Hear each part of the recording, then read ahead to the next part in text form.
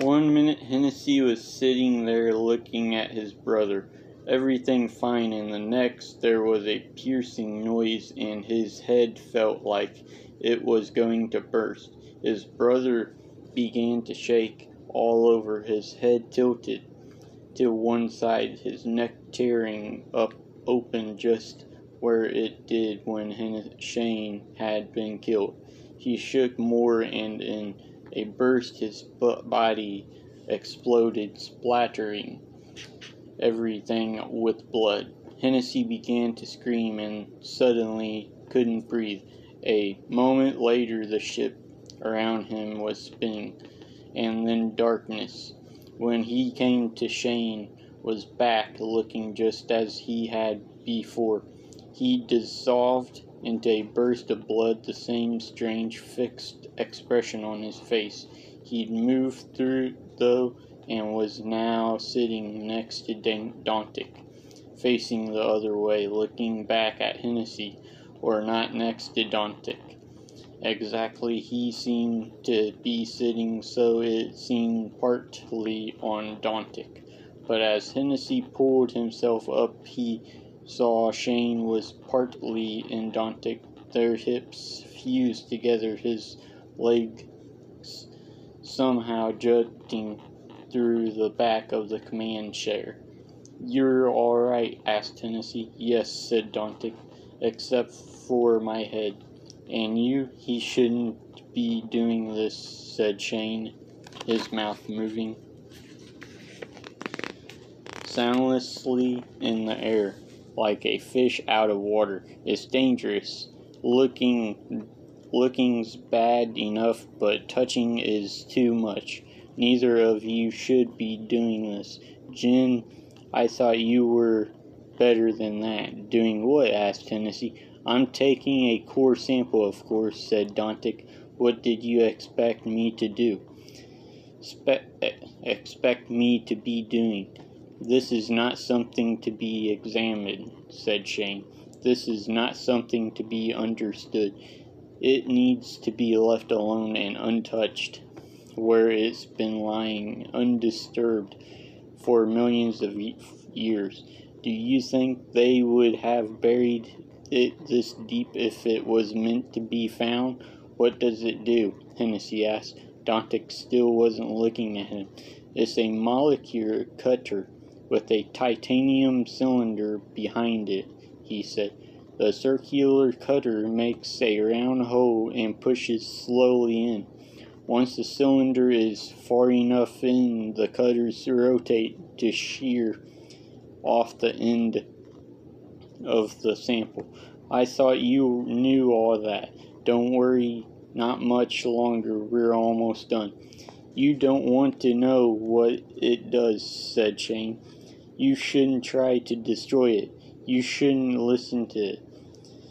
You should just leave it alone. You must resist convergence, Jim." "Convergence? What?" said Dantic, half turning around. "I guess that's yes.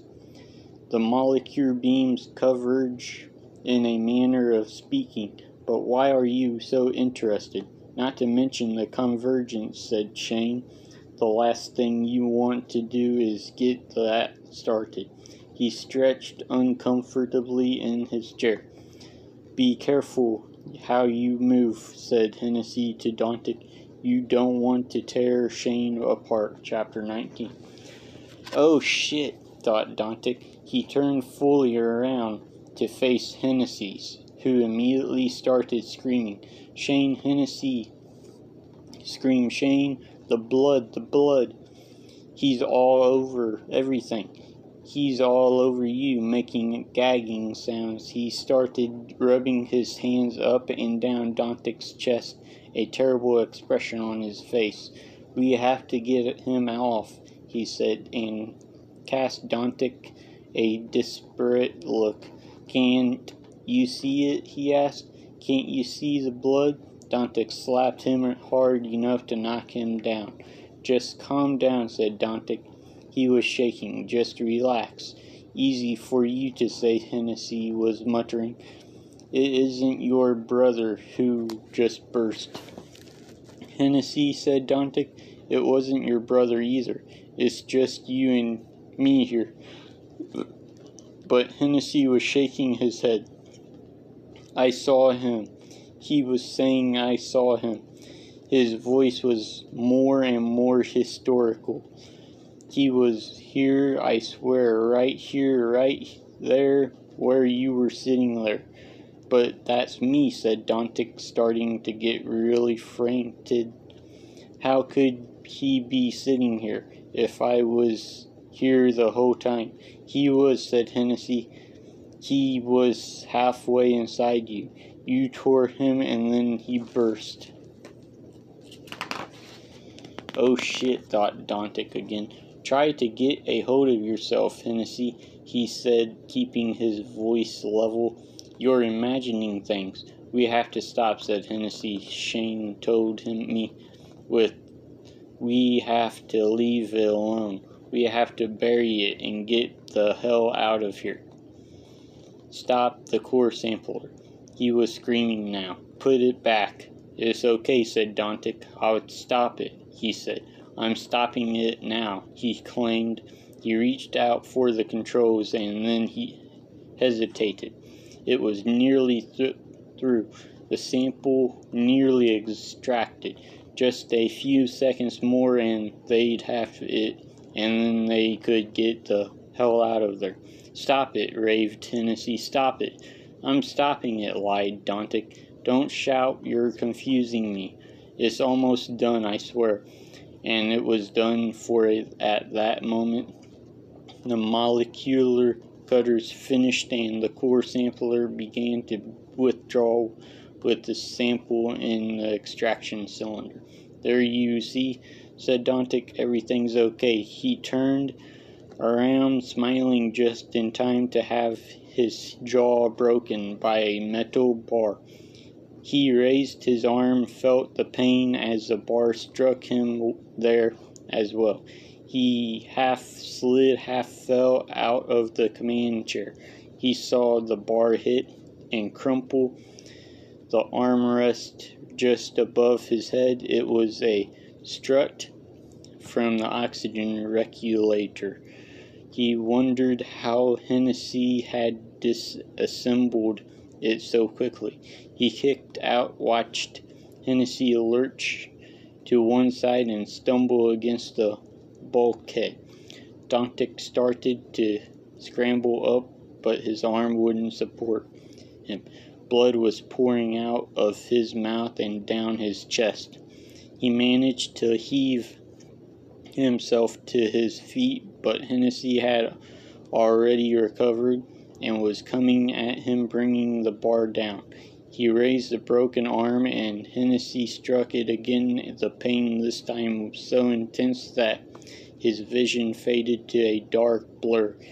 He slipped in his own blood and was down again, and then Hennessy struck him in the head.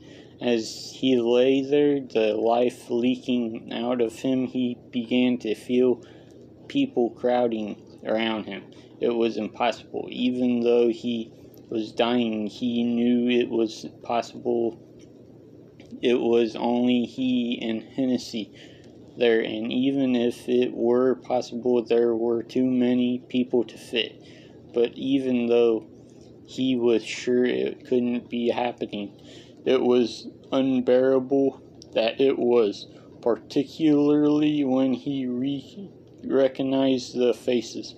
They were all men he had been with in the moon skirmishes, men who not only had died, but died by his hand, so that he could take their oxygen and survive.